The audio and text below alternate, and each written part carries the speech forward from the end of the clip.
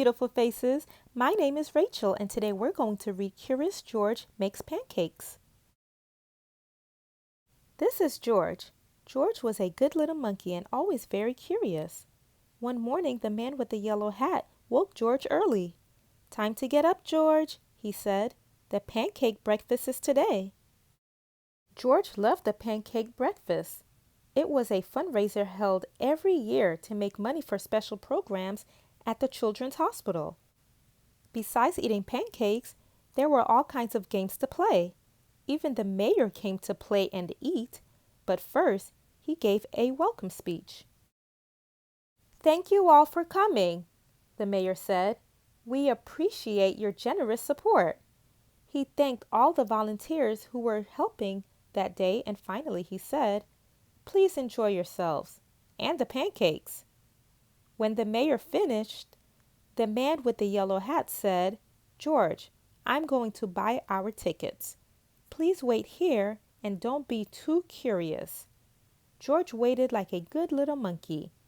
But, something smelled good. Could it be the pancakes? George was curious. He followed the delicious smell and found a whole griddle full of pancakes. George watched as a man poured little batter circles and flipped them up in the air. It looked like fun to make pancakes. George wanted to help. On a table near the griddle was a basket full of blueberries. "These pancakes need blueberries," George thought, and he sprinkled some on top. Meanwhile, the man at the griddle was so busy he didn't notice the little monkey helping him. But the line grew and grew. George's pancakes were a hit.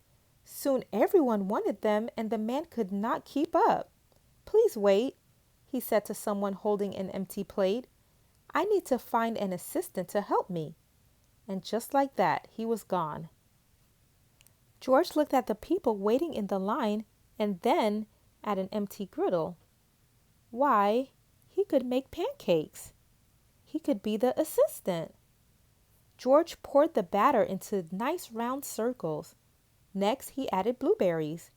He waited just a minute to let the pancakes cook. Then he flipped them over. And last, he added syrup. The line for pancakes were enormous. But with 4 hands, George made quite a chef. And no one's plate was empty for long. "I've been coming to this breakfast for years," a man said, "but I've never seen pancakes made like this before." "I've never eaten this many pancakes before," said a girl. "I didn't even like pancakes before," said another girl, and they all lined up for more. When the man returned with his new assistant, he was shocked to see a monkey making pancakes. "This is no place for a monkey," he yelled, and he began to chase George. George hadn't meant to cause trouble. He'd only wanted to help. Now he only wanted to get away. Quickly, George found a place to hide, and the man and his assistant ran right by. But where did George go? When it was safe to come out, George jumped down. He was covered in syrup like a pancake, and he was sticking to everything. George was curious. Could these napkins help him get clean?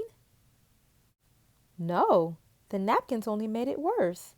What George needed was some water to wash with. Why, here was the perfect thing. George climbed up. This would do the trick for a sticky monkey. George sat on the bench and splashed himself with water. But all of a sudden, splash! George was in the water. What a surprise! George climbed up again and splashed back down. He'd never been in a dunk tank before, and he'd never had so much fun getting clean.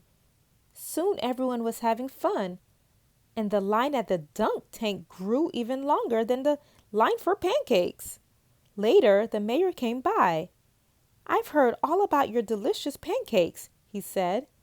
"You've made our fundraiser a big success, and I have a special favor to ask you." At the end of the day, George got to present the money from the fundraiser to the president of the hospital. "Thanks to you, George, this has been our best year ever," she said. "Will you come back and make pancakes again next year?" George nodded and everyone cheered.